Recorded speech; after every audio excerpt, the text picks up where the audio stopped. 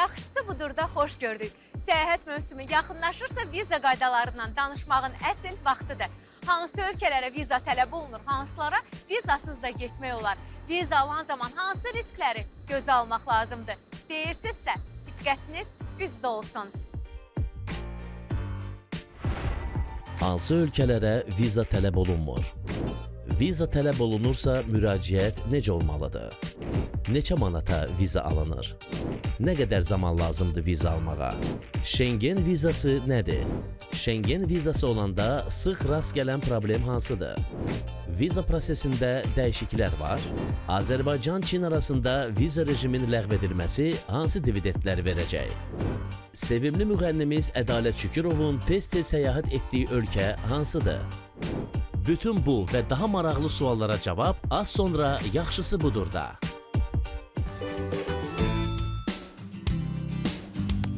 Viza bir dövlətin xarici nümayəndəlikləri və ya gömrük orqanları vasitəsilə ölkəyə səyahət edəcək vətəndaşın yazılı icazə sənədidir.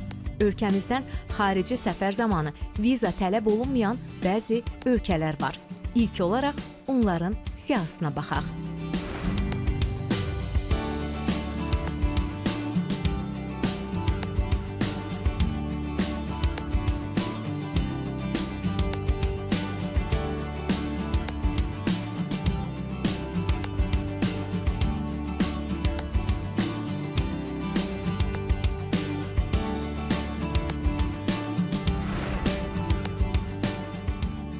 ...2025-ci ildə dünyanın ən güclü pasportu Sinqapura məxsus olub. Henley Pasport İndeksinin reytinginə görə Sinqapur vətəndaşları 193 istiqamətə vizasız gedib gələ bilirlər. İkinci yerdə Yaponiya şəxsiyyət vəsiqəsi gəlir. Yaponlar 190 ölkəyə vizasız daxil olmaq hüququna malikdirlər.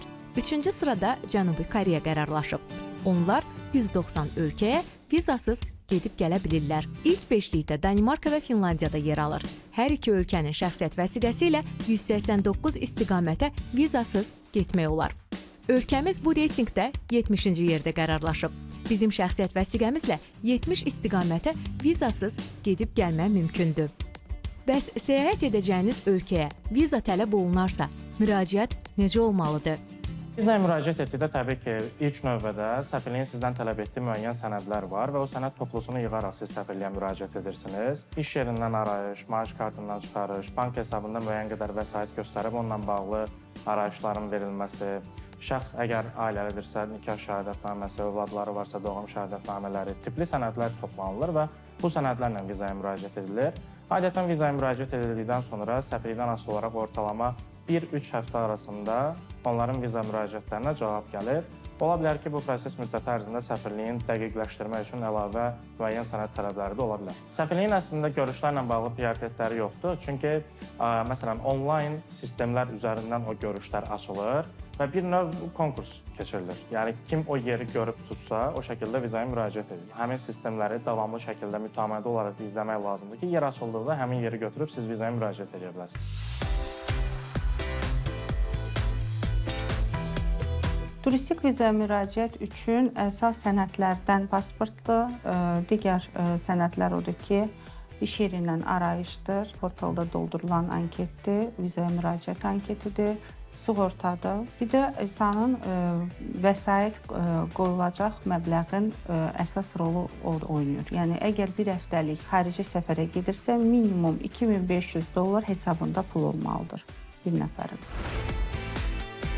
Vizanın kateqoriyasından asılı olaraq fərqli rüsumları var. Məsələn, turist vizası iş və ya tələbə vizasından daha ucuz ola bilər.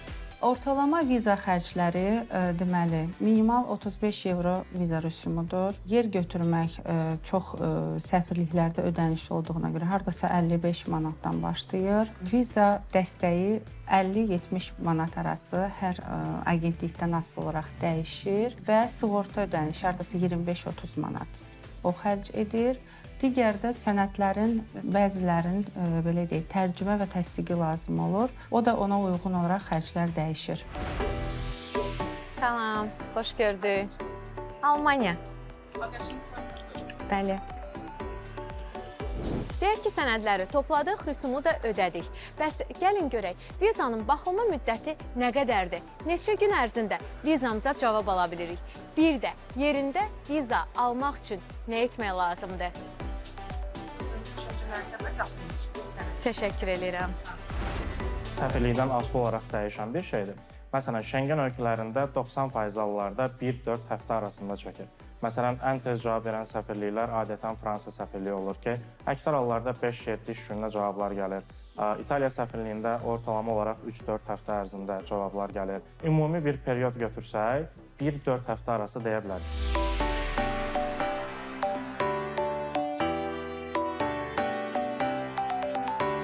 7-14 iş günü ərzində artıq viza cavabını alırsınız. O da müraciət etdiyimiz orqandan asılı olaraq dəyişir. Məsəl üçün, Amerika viza müraciət edəndə verilən gün artıq sizə xəbər edirlər, sizə viza verilir ya verilmir. Əgər viza müraciətinə rədd cavabı gəlirsə, yenidən müraciət etmək olar?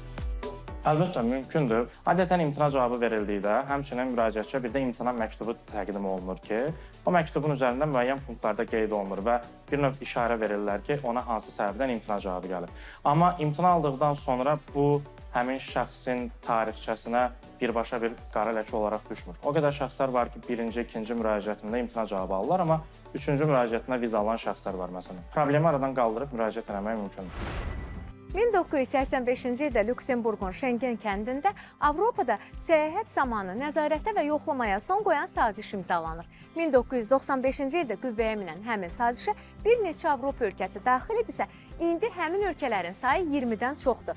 Şengen kəndində imzalandığı üçün Şengen vizası adlandırılan həmin vizanı bizim ölkənin sakinləri alan zaman hansı üstünlükləri əldə edir? Deyirsinizsə, diqqətlə baxın. Şengen vizası hər hansısa bir Şengen ölkəsindən alındığı təqdirdə müraciətçiyə istənilən Şengen zonasına daxil olan ölkəyə giriş etməyə icazə verir. Yəni sizin məsələn Almaniyadan aldığınız Şengen vizası ilə də İspaniyaya, Fransaya və ya digər oxşar Şengen ölkələrinə keçdiyinizdə heç bir problem yoxdur. Şengen səfirlikləri sizdən vizanızın cavabı çıxmadan bilet və ya otel almağınızı, ödəniş etməyinizi tələb etmir. Onların tələb etdiyi sadəcə sizin tur planınızı əsaslandıra biləcəyiniz şərti otel və bilet rezervasiyaları göstərməyinizdir ki, siz hər hansısa bir pul etkisi yaşamayasınız. Bu rezervasiyalarla siz vizaya müraciət edib, viza təsdiqinizi aldıqdan sonra artıq istədiyiniz otelə və bileti tuta bilərsiniz. Əslində, rəsmi qaydalara əsasən siz hər hansısa bir Şengen ölkəsindən aldığınız viza ilə başqa bir ölkədən də giriş-çıxış edə bilərsiniz. Yəni, rəsmi qaydalarda bunu əngəlləyən hər hansısa bir müddəa yoxdur. Amma bəzi hallar olur ki, şəxs, məsələn, Fransa səfirliyindən viza alıb və Yunanistandan giriş eləmək istəyir. Bu zaman sərhəd işçisi artıq həmin şəxsi sual-cavab eləmə hüququna sahibdir. Amma bu hər bir zaman olan bir şeydir. Ola bilər ki, müraciətçi İtaliya səfirliyindən viza alıb və İtaliyadan da birbaşa giriş eləyir. Onu İtaliyada da saxlayıb sual-cavab eləyə bilərlər. Məsələn, geri dönüş biletini soruşa bilərlər, qalmağa yerinin olub-olmamasını, otel rezervasiyasını soruşa bilərlər. Bu artıq sərhəd işçisinin davranışından qaynaqlanan, onun səlahiyyətində olan bir mövzudur və bu hər bir halda baş vermə ehtimalı var.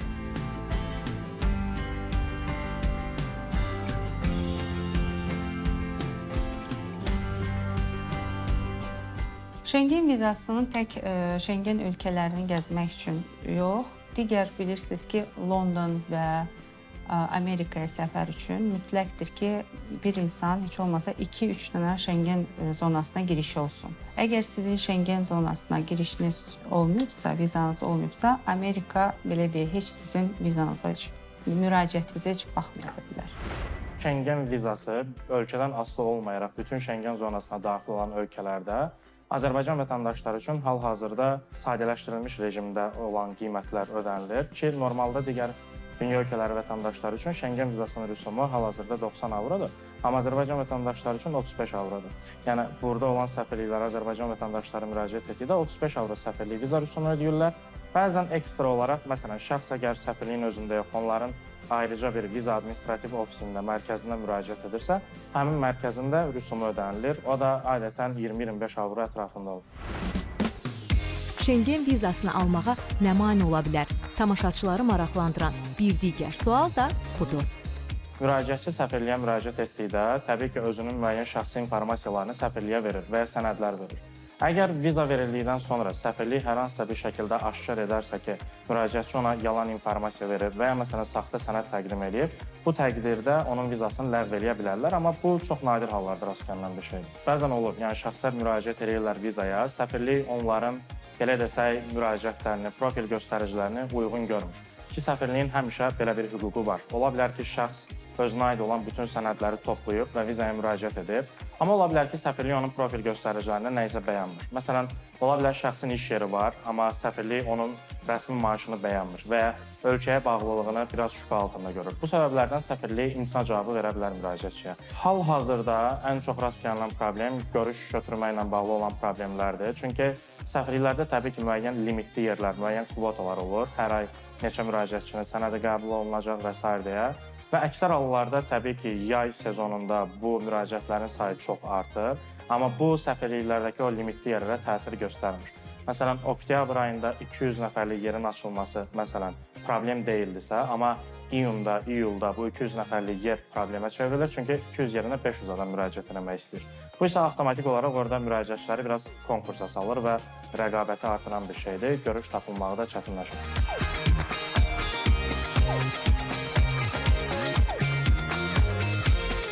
Çətinlikləri o ola bilər ki, yenə də bayaq vurğuladığım kimi iş yerinin olmaması. Yəni sizi bura bağlayan bir səbəbin olmaması sizə viza belə deyək, mənfi cavab almağınıza gətirə bilər. Ona görə Şengen vizasını almaq üçün əsas nüanslardan biri budur ki, sizi Azərbaycana bağlayan səbəblər olmalıdır. Bunlardan biri iş yeridir, ailə tərkibinə baxırlar. Çox vaxtı atkaz olanlar subay adamlar eləyirlər. Çünki onları Bakıya bağlamayan bir səbəblər olur. Yəni elə bir nüanslar olur ki, mane olur Şengen vizasını almağına. Viza müraciətlərini turizm şirkəti vasitəsilə həyata keçirən insanlar da az deyil. Bəs gəlin görək, bu formada müraciətin hansı üstünlükləri var? Tur şəklində almağın üstünlüyü, vizanı almağın üstünlüyü odur ki, məsəl üçün, tur şəklində biz müraciət edəndə biz bir agentlik olaraq biz qarant dururuq ki, bu insanlar bizlə gedib, bizdən qayıdacaq, biz qarant dururuq ona. Amma siz individual şəkildə gedəndə sizə qarant biz dura bilmirik. Çünki siz gedib qayıtmamaq yəni riskini hər halda biz daşımırıq. Amma ona görə yəni vizanı qrup şəklində almağın sizə də üstünlüyü odur ki, səfirlik biz qarant durduğumuza görə sizə rahatlıqla vizanı verəcək. Çox vaxtı insanlar özləri də anket doldurmağa üstünlük verir. Turizm şirkətinə müraciət eləmir. Belə deyək də, xərclərini azaltmış kimi düşünürlər. Amma əksinə olur, xərcləri ondan da daha çox artır. Çünki bir dənə səfirlik olanda gedib yerində onu, səfirlik ona belə deyək, anketi doldurmaq üçün 2 qat məbləğində pul alır. Belə bir səhvliklər var ki, bir anketin doldurulmasına 100 manat pul ala bilir. Amma bizdə bütün xidmətlər 50 manat, məsəl üçün 70 manat təşkil edə biləcək. Ona daxildir anketin düzgün doldurulmağı, çünki nüanslar çoxdur həqiqətən. Sonra biletin brona qoyulmağı, otelin düzgün brona qoyulmağı. Çünki o səhvlər olsa belə, bir də sığortanın düzgün yazılmağı. Sığortanın bir gün belə səhv biletdə uyğun olmayan tarixə yazılsa da onu qəbul edilmir. Ona görə bu nüanslara çox fikirmək lazımdır.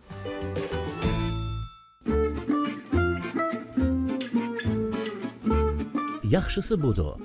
İşimiz həyatda bilməli olduğumuz vacib məqamlara aydınlıq gətirməkdir. Psixoloqlar məzuniyyət vaxtı heç vaxt olmadığınız yerlərə getməyi məsləhət görürlər. Yer dəyişikliyi insanlara hər zaman müsbət enerji verir. Bu səbəbdən istirahətinizi divanda, televizor qarşısında deyil, sərfəli qiymətə bilet əldə edərək səyahətə keçirin. Çünki araşdırmalar göstərir ki, səyahət üçün xərclənən pullar insanı maddi nemətlər üçün xərclənən puldan daha çox xoşbəxt edir.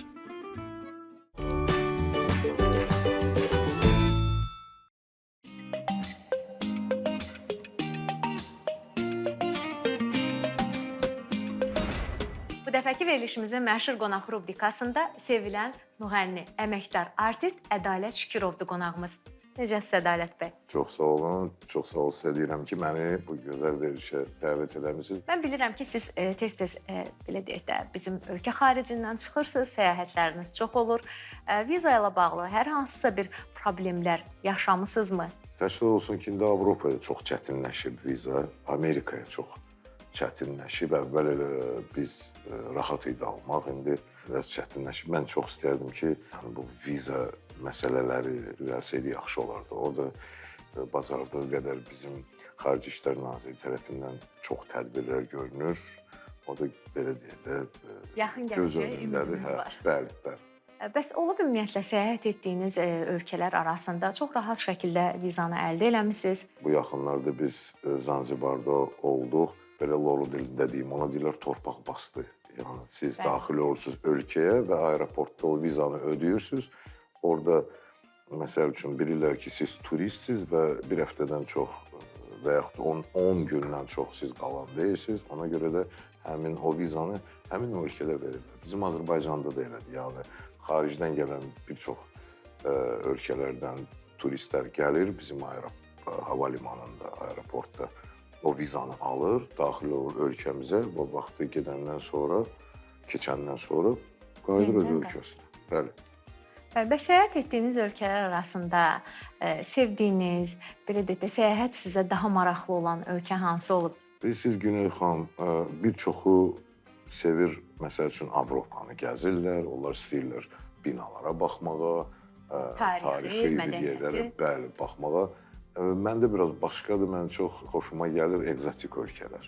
Təbiətdə olanda, o heyvanları görəndə, o yaşıllığı görəndə, o meşələri əlbəttə ki, ruh da dincəlir. Neçə ölkəni gəzmisiniz, səyahətdə olmusunuz? Mən ümumiyyətcə 1987-ci ildən səyahət edirəm. O vaxt Polşa idi, Latviya, Litva, Estoniya, sonra Belarusiyadır. Yəni mən götürürəm keçmiş SNQ ölkələrinin demək olar ki, hamısını gəzmişəm. Misirdir, Meksikadır, Dominikandır, Braziliyadır, Amerikadır, Marokkodur, Tanzaniyadır, Kenyadır, Malaziyadır, Kitaydır. Say bitmir deyəsən. Sonra harda olmuşuq, ay Allah. Belə yadıma düşdükcə Maldiv adalarıdır 1995-ci ildə, 96-cı ildə, üzr istəyirəm, birinci dəfə mən getmişdim. Ora mənə gəlir ki, o vaxt elə heç kim getməmişdi. Məndə indiyənəcən o pasportun vərəqi də var. Necə 31 dekabr 1996-cı ildə mən uçdum Maldiv adalarına. Müdrik bir insan demişdi ki, insan dünyasını dəyişəndə iki şeydən heyfslənir. Biri ki, dünyanı gəzməyib, biri də sevməyib. Ona görə də siz hansısa bir başqa ölkəyə gedib qayıdandan sonra siz özünüz də hiss eləmirsiniz, necə sizin psixologiya dəyişir. Siz bir çox şeyləri atırsınız qırağa, bir çox şeylər daxil olur beynimizə və ömür boyu o informasiya sizin beynimizdə qalır. Ona görə deyirlər ki, gərək dünyanı gəzəsən, gərək dünya görüşün böyük olsun.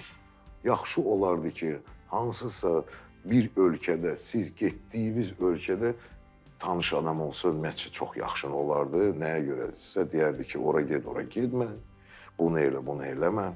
Yəni, mən çalışıram hansısa bir ölkəyə gedəndə, orada hansısa bir tanış adam tapım və bir neçə il bundan öncə, 4 il bundan öncə mən Meksikadaydım.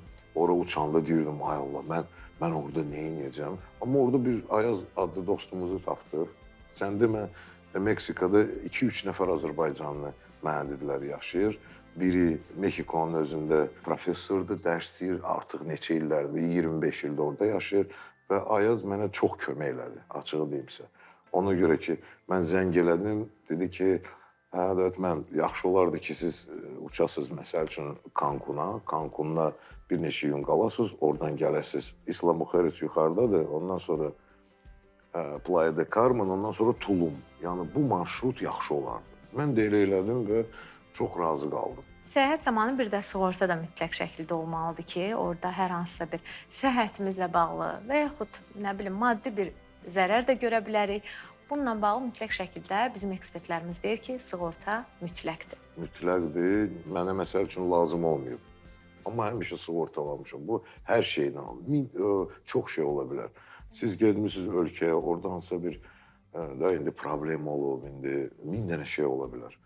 Ona görə də sığorta mütləqdir və indiki zamanədə bir çox dövlətlərə siz getsəz, istəsəz də, istəməsəz də o sığorta olunacaqsınız. Bir çox dövlətlər var ki, deyir, məsəl üçün, lazım deyil. Mən elə dövlət görməmişəm. Amma ona baxmayaraq, siz sığortanı özünüz üçün eləyirsiniz. Kimin üçünsə yox. Bir də o sığortanın franşizası siz deyən belə çox böyük də deyil. Bəli, az. Ona görə də bəli, sizdən sığortalanırsınız öz səhhətinizlə bağlı, ola bilsin bagajla bağlı, ola bilsin hansısa bir nəsə əşya itirmisiniz, oyla bağlı. Yəni, onun da bir çox növləri var, mütləqdir sığorta. Arzu eləyirəm ki, harda ürəyiniz istəyirsə, orada gəzmək nəsib olsun və bu çox rahat şəkildə olsun. Vizanı da rahat alasınız, gəzməyiniz də ürəyinizcə olsun. Çox sağ olun. Mən də arzu eləyirəm. İndi birazdan yenə də deyirəm, sezon başlayacaq. Bəli, mən hər bir kəsə arzu eləyirəm ki, gözəl dincəlsinlər, heç bir problem olmasın, sağ-salamat qayıdıb gəlsinlər və mənə elə gəlir ki, bizimki bugün sizlə söhbətimiz balaca da olsa bizim tamaşaçılarımıza bir kömək olacaq. Deyəcəklər ki, aha, Ədalətlə Günel xanım orada dedilər, hə, bunu yazaq ki, birdən nəsə yaddan çıxardarıq təyyarədə və yaxud sığorta və yaxud dərmanlarla, viza ilə bağlı. Mən arzu edirəm ki, hər bir kəs gözəl dincəlsin, sağ-salamat da qayıtsın. Amin. Ölkə vətəndaşları üçün vizanın ləğv olunduğu ölkələr sırasına ötən ay Çin də daxil edildi. Hər iki ölkə arasında viza rejiminin ləğv olunması gəlin görək ölkəmizə hansı dividendləri gətirəcək? Çin vizası, Çin səfirliyi üzərindən sənədlərinizi toplayıb vizaya müraciət edirdiniz. Sadəcə orada əsas problem nədən qaynaqlanırdı? Həddən artıq çox vizaya müraciət edən şəxslər var idi. Səfirliyin qarşısında bəzən saatlarla növbələr gözləyirdi insanlar səfirliyə daxil olub sənədləri təqdim etməkdən ötürü. Hal-hazırda təbii ki, viza rejiminin aradan qaldırılması bu cəhətdən insanlara çox müsbət təsir göstərəcək bir şeydir. Bildiyimiz qədərilə müqavilə artıq imzalanıb, amma hələ ki qüvvəyə minməyibdir. Böyük ehtimalla ki, iyun-iyul aylarında artıq müqavilə qüvvəyə minəcək və bu qüvvəyə mindikdən sonra yenə bildiyimiz faktlara əsasən ümumi bir il ərzində Azərbaycan vətəndaşlarına toplam 90 gün qalmağa icazə veriləcək.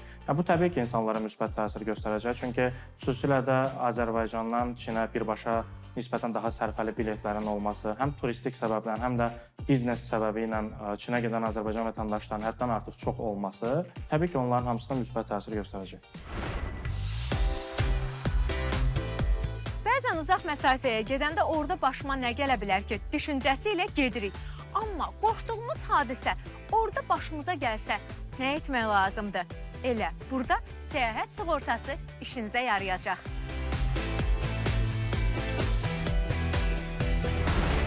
Səyahət sığortası olmadığı halda, məsələn, əgər başınıza hansısa bir xəstəlik, yaxud bagaj itməsi, yaxud da yaxın qohumunuzun başına bir iş gəldiyi halda təcili olaraq vətənə qayıtmağınız, bu kimi hallarda xərcləri özünüz qarşılamalı olursunuz.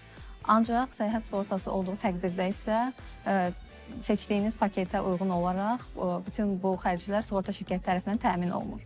Həmçinin bildiyiniz kimi bir çox Avropa ölkələrində tibbi xərclər bizim ölkədən olduqca bahadır və kiçik bir xəstəlikdə belə kifayət qədər böyük maddi vəsait tələb olunur. Bu da sizin səfərinizin yarıda qalmasına gətirib çıxarda bilər. Səyahət sığortasını əsasən vizaya müraciət edən zaman daha çox almağa üstünlük verirlər. Çünki bir sıra Avropa ölkələri və o cümlədən digər ölkələr viza prosedurunda səyahət sığortasını xüsusilə qeyd edir və əgər siz sənədlər arasında onu göstərməsəz, vizanıza imtina gələ bilər. Onu seçərkən də, yəni səyahət sığortasını həmin ölkəyə təqdim edərkən mütləq şəkildə gedəcəyiniz səfərin tarixlərini əhatə eləməlidir və o cümlədən, məsələn, Şengen ölkələrində 30.000 avro kimi təminat tələb olunur. Həmçinin hansı paketə daxil olan təminatlarda tibbi xərclər, bagajın itməsi, səfərin təxirə salınması bu kimi hallarda sığorta şirkətinin dəstəyi təmin olunur. Və əgər siz daha geniş paketləri seçsəz, məsələn, hətta sizin yaxın qohumunuzun oteldə qalma xərcləri, vətənə qayıtma xərcləri kimi də təminatlar ala bilərsiniz. Sığortanın olub-olmaması viza proseduruna böyük əhəmiyyətli dərəcədə təsir eləyir və bir çox Avropa ölkələri sırf səyahət sığortası olmadığına görə sizə viza verməkdən imtina edə bilər. Ona görə də səyahət sığortasını viza sənədləri arasında mütləq şəkildə göstərməyiniz tələb olunur. Arzu edirəm ki, hər zaman səyahətdən xoş xatirələrlə qaydasınız. Amma gözlənilməz hadisələrə qarşı yaxşısı budur, səyahət sığortası əldə edəsiniz. Yaxşısı budur, işinizi son dəqiqəyə saxlamayın, vizanıza öncədən müraciət edin.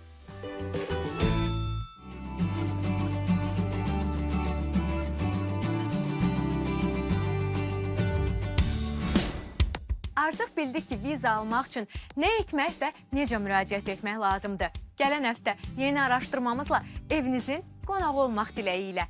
Hələlik!